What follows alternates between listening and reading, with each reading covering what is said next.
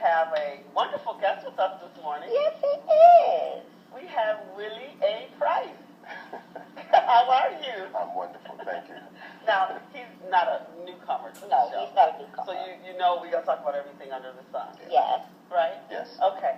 So tell us something exciting happened to you. Everybody had something exciting happen except for me. But what happened so exciting this summer? Well, this summer. Actually, well, exciting this summer for me was I actually got married July 5th. Yay! And his wife's name is Summer. Summer Chapman. Congratulations. Congratulations. Thank you. You're a married man now. And married, he's I'm married. married now. He's married. Married men live longer. Well, Statistics have proven that out. sounds good. It sounds good. All right. And her husband loves her so much, so it's true. Wow. Yeah. It is. How long have you been married? 44 years. Wow. Yeah. See if I Okay. get there. You'll get there. Well, every time I have a birthday, it's their anniversary. Yeah. Exactly. That's Uh-huh. true. Yeah. Remember, compromise, compromise, compromise. Compromise. So he already knows what his line is. What's your line? Yes, dear. Yes, Oh, yes, dear. dear. That's it. Well, we are so glad to have you on our show. You have all these wonderful things going on. Yes. And, we can ask you 1,001 questions.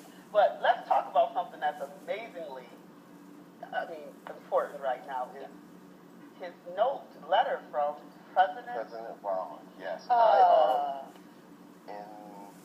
I think it was around early June, I sent 4 copies of my new book, This Week in Black History, to President Obama, and it was his daughter's birthday. And I had her in the book, all their birthdays, everything in the book. So I sent 4 autographed copies to him and his daughters and his wife. And in return, and I also told them about a program I was doing with youth in the community. And so what they did was sent me this letter recognizing me for sitting on the books, as well as recognizing my program and the work that I'm doing with the youth in the community. So it was really an exciting thing. I just sent them the books just to, let them see what I was recognizing them, and they sent this to recognize me. So it was a nice little gift. That's absolutely wonderful. I read the article in the Challenger. Yeah. I said, I know that Willie. It was a wonderful article in the Challenger, by the way. Beautiful article. I can't remember the date that it came out, but it was I bet you do though. Oh, actually, it was last month. Right, okay. It was a wonderful, Yeah, wonderful it article. really was. Yeah. So you did not expect to get anything back? No, I didn't. Wow. I basically just sent the books to them because I have the last 2 editions of the book, the 3rd and 4th edition, I had them on the cover with Nelson Mandela. So I was going through some pages, I was updating this last version, and saw that their birthdays, when their birthdays, his daughter's birthdays, wife's birthdays, so I started putting their information in the book as well as updating his current history as being president. Okay. And just sent it to him to, kind of recognize what he was doing, letting him see that I'm including that in my history book. Okay. And So what inspired you to actually do This Week in Black History? Now, I see you have the very first, is that the very this first? is actually, I actually sold all of the first edition. This is actually the 2nd edition, which was a little different. As you see the cover, it recognized a lot of the Black history people that we recognized as kids growing up. And that was part of how I came up with the idea was when I was working with young people, I used to be a substitute teacher. And I always noticed that during Black History Month, the kids were doing papers on the same people. Martin Luther King, Malcolm X, Harriet Tubman, Sojourner Truth. It was always the same people every year. And after a while, when February would come, you would see that look on their face like, here we go again. Right. So I said, it's because they don't realize that more Black people have done things than just those people, or they may have realized it but didn't know who they were. Right. So I started writing an article for the Buffalo Challenger called This Week in Black History, and I just started writing things. First, it was just for the month of February.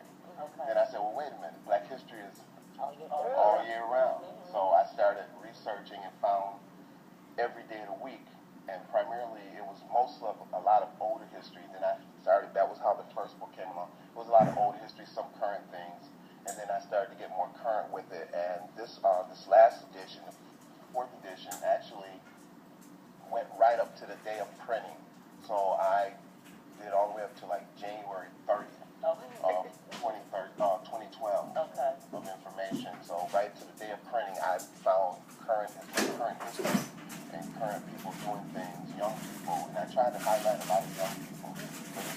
just a lot of older people, adults. I say young people and young adults doing things, letting them see that history is what you make it. Right. And then they have lines in the book. What I did was I put some lines in the book where they can actually add additional history into the book. And what that does is, when I do my workshops, I tell the kids, I said, look on, when is your birthday? And then they open up the book and they look for their birthday and they see events that happen on their birthday. I said, now write your name on there. Yeah. I said, now you're a part of that history because that took part on your day. Right. And now you start documenting things that you do, so this way you become historical as well. All right. What a great teaching tool. It really is. It really is. Congratulations. Thank you. You must do a lot of research. A lot. A lot More now than I thought I would. It became, in the beginning, it was a work. I was just really just trying to do it just because I wanted to get the information to the kids. And then after a while, it became fun because people would send me information about their kids or about their family members. It just really just kind of took off on its own. So after a while, the first book was only like 78 pages. This last book is like 120. Oh, yeah, and it'll grow. I mean, and that's the way it's supposed to. And that's what it is. It just increases. Then I created some games in the book. So on the back of the book, I have word search games. I have crossword puzzles. I have picture games. So it's not just reading history. There are also a bunch of games and activities for young people, and it starts at what I call level 1, which are for small children. So we use a lot of pictures because they don't really know how to spell. So we use pictures for the crossword or the word search, and then we go all the way up to college and adult level games. all right. I mean, I think that's absolutely great. It is. And it always concerns me because I know when I was coming up, Black history was not a part of being taught in any grade level. You know what I'm saying? And you're right. February would be the month. Then it was over. Yeah. And then it was over. Right. And you're right. It was always Harriet Tubman, Martin Luther King. Never really Malcolm X, and that was the extent of it. And you didn't learn about anybody else unless you did it on your own. Exactly. Or Early Jenkins Smith was your mother, and she did Black history every day, all day, which I appreciate her for. But you're right. It's good to have a tool that they can use all year long, not just waiting till February comes, the shortest month of the entire year. It is true. It is true. In talking about that,